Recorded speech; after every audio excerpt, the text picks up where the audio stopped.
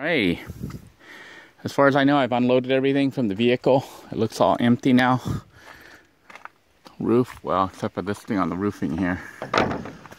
Don't remember to get that. But we've loaded all that, cleared this table. I'm going to try to take this table apart and take this wood and use this wood for the flooring for the yurt, because that's become #1 priority right now. And that's a pretty big sheet. So we're going to use it as flooring. I think the yurt's going to have a little library, one of our little amenities. And I'm not sure what we're going to do with this box yet. I do have some more supplies I found in there. Of course, we got a sink, 2 sinks, dual sink system.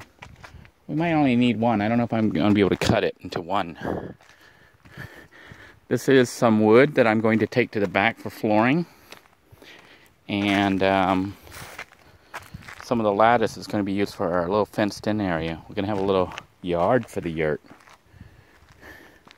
Try to keep the animals out so we can try to grow a garden or something.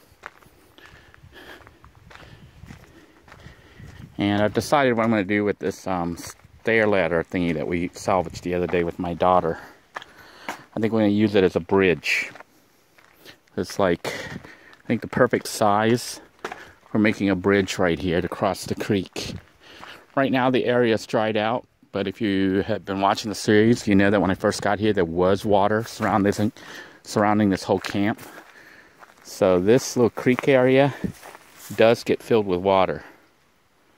So what we're going to do is build a bridge right here that goes across. At least that's the plan. So that even when it's flooded here, you can walk across. I'm going to leave it off for now because I don't have enough pieces to cover the bridge to make it safe. So we won't do the bridge till later.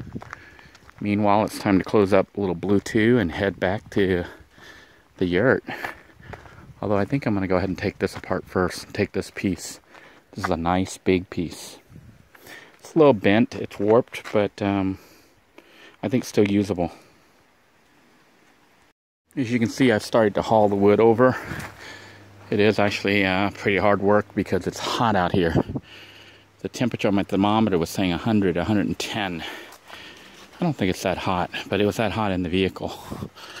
I just got here and saw a little lizard run inside, so the yurt already has a resident. We're going to haul all the wood over here and start to lay out the flooring, or we might start laying out the flooring while we bring the wood. That way it's not all just sitting out here in a pile.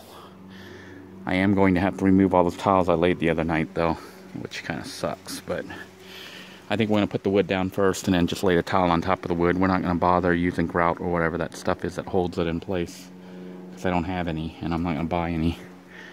But or we might just put the wood down and not put the tile down till later when we can afford the grout or something.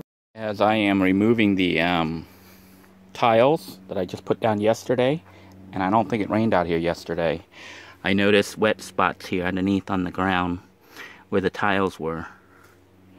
So somehow water is getting up under there, moisture. That means that if I put the wood down, moisture will probably get up under the wood. And that's going to attract ants and bugs and maybe make the wood rot. So I'm going to have to lift the wood off the ground.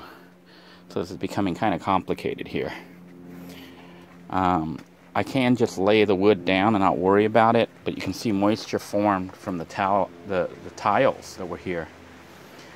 And that's tile, ceramic. So having wood, the wood will definitely have problems. You could have mold and all sorts of stuff. So what I'm going to do is I'm going to probably have to get enough 2x4s to lay across a pattern and then put the flooring on top of that. And the reason for that is that way the floor itself is not flat on the ground. We're trying to keep moisture from hitting the wood and making it rot, as well as attracting mold and whatnot. I do see mosquitoes out here, so that's going to be an issue we're going to have to deal with on a consistent basis. We'll go ahead and clear all this, and I've got to rethink things out because we need 2x4s. We need a whole bunch of 2x4s to lay out here, and then put the boarding on top of that.